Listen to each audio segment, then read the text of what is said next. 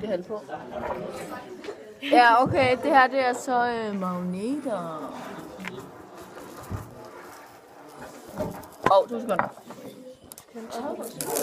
Når vi hælder dem her ned på, så vil de ligge sig i sådan nogle buer fra nord og syd.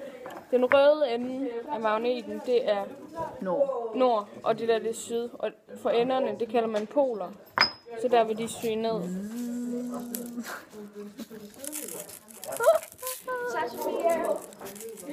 Og når man tager en magnet ned på, så kan man se, hvor påvirket de bliver.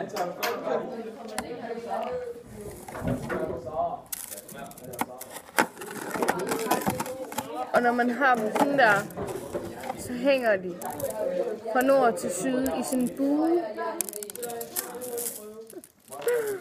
Ja, det er magnetisme.